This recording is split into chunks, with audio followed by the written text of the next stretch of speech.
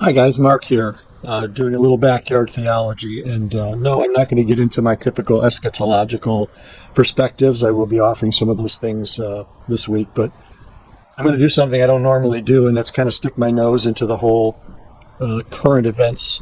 And obviously it's been a rough week, couple of weeks here, just dealing with the murder of Charlie Kirk. And my thought is, there was a young man by the name of Saul of Tarsus. And in Acts 7 and 8, we learn that he was involved with the death of Stephen, the first martyr Stephen, and the following persecution of Christians throughout Judea. God's answer to that was to save him.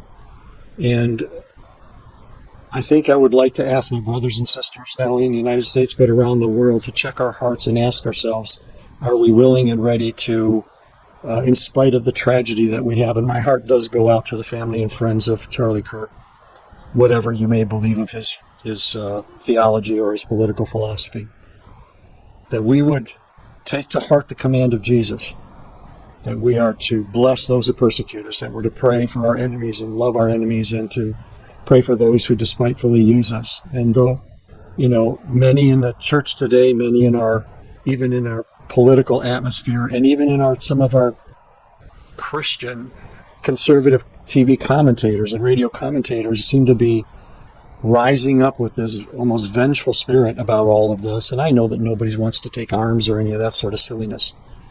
But God says, vengeance is mine, I will repay. And this young man, this poor wretched soul that murdered Charlie Kirk, is going to pay the price for what he did. He's going to probably be convicted, and very most likely is going to face the death penalty. But in that intro, what a wonderful testimony to the power of Christ if we as the church could rise up and say, God, have mercy on this man. Visit him in his cell. Visit him in whatever situation he's in, and save him. Save him for the cause of Christ. And what a testimony that would be. So I'm enjoying you, brethren. Put down the anger, the bitterness, the hatred. Mourn if you must. Grieve if you must.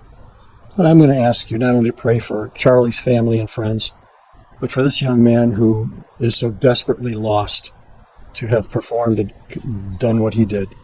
God bless you. Thanks you for listening to me today, and may He bless you richly. Amen.